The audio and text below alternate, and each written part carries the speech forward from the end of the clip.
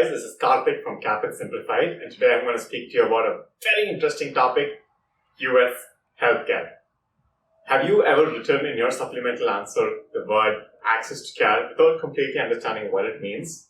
Have you gone into an interview thinking, how do I answer the question if somebody asks me, so what is your understanding of US healthcare? Are you mind-boggled by words like HMO, PPO, health plan, PBM, insurance providers, Medicare, Medicaid, copay, deductibles, so on and so forth? Well, this video series of 10 videos is going to help answer all those questions and get you on the top of this insurance game. HMO versus PPO. First, why is this important? If you were to walk into an interview and say that you know something about the US healthcare system, you probably want to know what a HMO and a PPO system is. It will really help you show how much knowledge you've gained about the healthcare system from your observerships.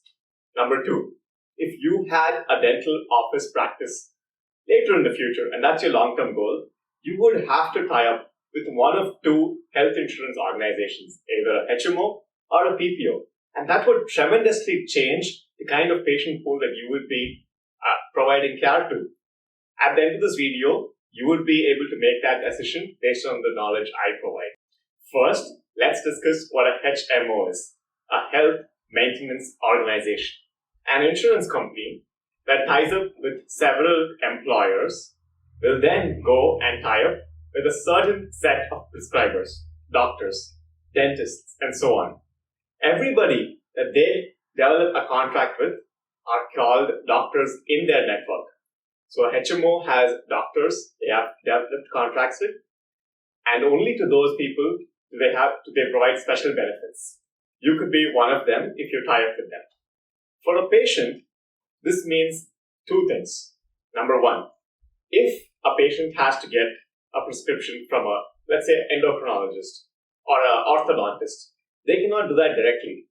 They have to go through a gateway. And who is this gateway? A general doctor. That could be a PCP, a primary care physician, or a general practice dentist. Without getting the first consultation from that gateway, they cannot go to a specialist.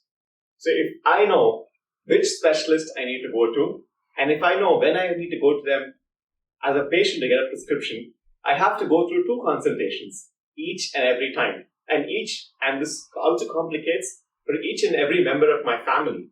Because as an employee, my healthcare insurance provides for all my dependents as well. These are two things about HMO. There are two nuances. You do not have to go through a primary care physician or a general practice dentist in two cases. Number one, if you have an emergency case, obviously not. Number two, if you are a woman who is going to meet your gynecologist, then you don't have to get a prescription from a primary care physician. These are the nuances of a HMO. A HMO is generally more expensive than a PPO. But on the other hand, the amount of paperwork that a patient has to go through to get their services is pretty less. Why is this? Because a HMO has a very well-knit organization of in-network hospitals, dental care providers, doctors, specialists, consultants, and so on. Because all of them are well-knit, the paperwork that you need to go through between these consultations becomes far lesser and well coordinated by your insurance company or by your health system. That's why HMOs could be a good option for patients who are willing to pay the extra buck. Now let's see what PPO means. A PPO is a preferred provider organization.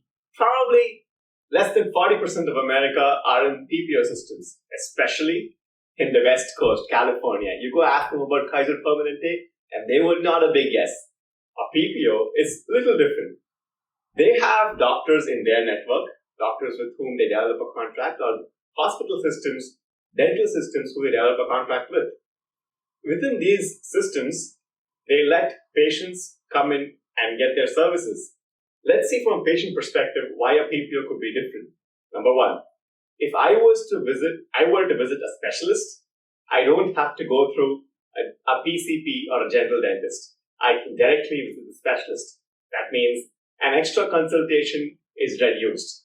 Number two, if I want to visit some doctor who is outside the PPO's network, I can. And guess what? They would reimburse for that consultation as well, except they would not reimburse as much as they would for a doctor inside the network. So if I have two choices, a doctor in the PPO's network versus outside, I can get consulted by both people, unlike a HMO where you can only get consulted by a doctor in the HMO's network. Now, another critical nuance is PPOs used to be very expensive compared to HMOs, but now it's become a lot cheaper. At what cost? At the cost of paperwork. If you were to go get a consultation from many PPOs, let's say a specialist, a general practice doctor, an orthodontist, endodontist, and then you want to go to somebody outside the network, the amount of paperwork that you have to go through just quadruples and complicates itself. This is painstaking for a independent, patient, unless they've already built loyalties with certain set of doctors and they know what the paperwork is going to be. So, what do we want to glean from this? So, what is our takeaways? In the future, if you want to be a doctor, you would have to choose one of two services, either a HMO or a PPO. Depending on a HMO or a PPO, you would develop a contract with these two insurance organizations. If you were to go to a HMO, you would be part of a closed set of doctors and people you can refer the patient to. You are limited in the number of dentists that or specialists you could refer your patient to. Outside of that, you have a very captive audience. Because the patient is restricted from visiting any doctor that they want and only can visit doctors within the HMO's network, you technically already have an audience, have a patient population who's loyal to you in some way. Loyal because of barriers. That could be a good thing. And if you can prove your credibility, they're going to keep coming to you. Also, it reduces paperwork for the patient. That means with lower amount of paperwork and lower amount of counseling, the amount of headache that they would have to go through to get access to care reduces. Alternatively, if you were in a PPO, you would be competing with the open masses because now your patient has to go through more paperwork to reach you, does not get a referral from a different doctor, and can go to a doctor even outside the PPO network. Because of this competition, yes, you lose some kind of the captivity which a patient population has, and you would have to prove your credibility and market yourself.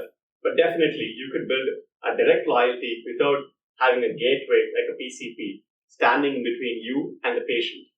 So if you are a specialist, probably a PPO makes better sense if you can create loyalty.